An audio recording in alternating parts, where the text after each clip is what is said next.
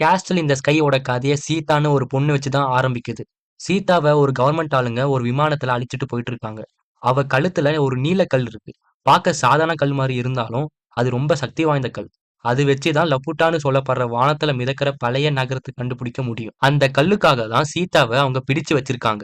ஆனா அவங்க எதிர்பார்க்காத நேரத்துல டோலான ஒரு திருட்டு கூட்டத்தோட தலைவி சீதாவை பிடிக்க அந்த விமானத்தை தாக்க அங்க ஒரு பெரிய குழப்பமே ஆகுது. இந்த சந்தர்ப்பத்தை பயன்படுத்தி சீதா அங்க இருந்து தப்பிக்க பாக்குறா. ஆனா தப்பிக்கும் போது விமானத்துல இருந்து கீழே விழுந்துருவா.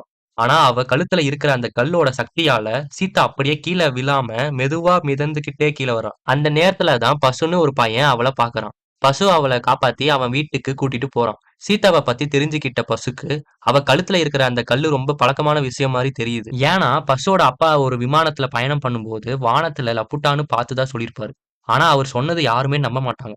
அதனால பசுவுக்கு லப்புட்டான்னு கண்டுபிடிச்சு அவனோட அப்பா சொன்னது உண்மைதான்னு நிரூபிக்கணும்னு ரொம்ப ஆசைப்படுவான். இப்போ சீதாவுக்கு பின்னாடி கவர்மெண்ட் ஆளுங்க மட்டும் இல்லாம டோலாவோட கூட்டமும் வந்துகிட்டு இருக்கு. அவங்க 2 பேரும் சேர்ந்து தப்பிக்க ஆரம்பிக்கிறாங்க. தப்பிச்சு போகும்போது ஒரு பழைய சுரங்கத்துக்குள்ள பாம்னு ஒரு வயசான மனுஷன் சந்திக்கிறாங்க. சீதா கழுத்துல இருக்கிற கல்லு பார்த்த பாமுக்கு உடனே அது என்னன்னு புரிஞ்சிருது.